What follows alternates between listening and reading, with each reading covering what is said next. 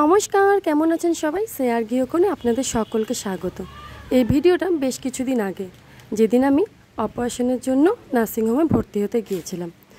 আমার সঙ্গে গিয়েছিল আমার মা, আমার মেয়ে, আমার বাবা আর আমার হাজব্যান্ড আগের থেকেই কিন্তু সেখানে পৌঁছে গিয়েছিল। আর আমার দিদি যেহেতু মালদা থেকে আসছিল, তার জন্য একটু আসতে দেরি হয়েছিল। মনে তো একটু একটু ভয় আমার করছিলই, তবুও মনের মধ্যে অনেকটা সাহস জুগিয়ে চলে গেলাম নার্সিংহোমে। গিয়ে ভর্তিও হয়ে গেলাম। প্রথমে আমি একটা জেনারেল কামরাতেই ছিলাম, কারণ যেহেতু যেই কেবিনটা আমার বুক করা ছিল সেটার যে লোক, তারা কিন্তু তখনও পর্যন্ত ছুটি হয়নি। সেই দিন আমাকে সারাদিন ধরে অনেক রকম টেস্ট করলো, যেহেতু পরের দিন আমার অপারেশন হবে। টেস্ট করানোর পর বিকেল 5টার সময় সেখান থেকে খাবার দাবার দিল। রাত্রি 8:30টায় আমাকে সেই কেবিনে শিফট করলো। তারপর আমাকে দিয়ে দিল নিবুলাইজার, কারণ হয়তো পরের দিন আমার অপারেশন হবে, সেই কারণেই হয়তো নিবুলাইজার দিয়ে কিছুক্ষণ রাখলো। তারপরের দিনে কোনো ভিডিওই কিন্তু আমি করতে পারিনি, কারণ সেদিন আমার অপারেশন হয়েছিল সকালবেলা। আমাকে 11টার সময় অপারেশন থিয়েটারে নিয়ে চলে গিয়েছিলো। তারপর সেখান থেকে নিয়ে এসেছিলো বিকেল 5টার সময়।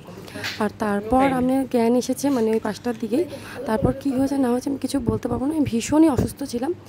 সেই দিন রাত পেরিয়ে যায়, পরের দিন সকালে পেরিয়ে যায়, তারপরের দিন রাতের বেলা কিন্তু আমাকে খাবার দেয়। আমার দিদি আমাকে খাইয়ে দিচ্ছে ভিডিওটা দেখলে।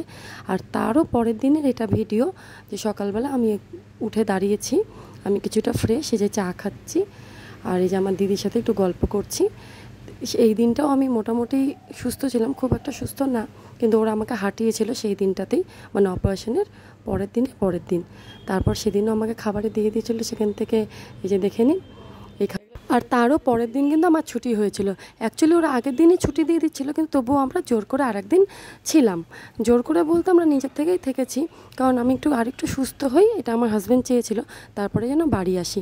আর সেই মতন আমরা সেখানে ছিলাম আর একটা দিন, মানে 4 নম্বর দিনের দিন আমি বাড়ি এসেছি। দেখছেন চারিপাশটা কেমন অন্ধকার। বাড়ি আসতে আসতে আমার 8:30 9টা হয়ে গেছিলো। একদম বাড়ির সামনেই আমার নার্সিংহোম, ছুটিই দিয়েছিল এরকম টাইমে। তবে ভিডিওটা এখানেই শেষ করছি। ভালো থাকবেন, সুস্থ থাকবেন, সাবধানে থাকবেন, আর আমার চ্যানেলটি সাবস্ক্রাইব করে দেবেন। আর সবসময় অনেকটা আনন্দে থাকবেন।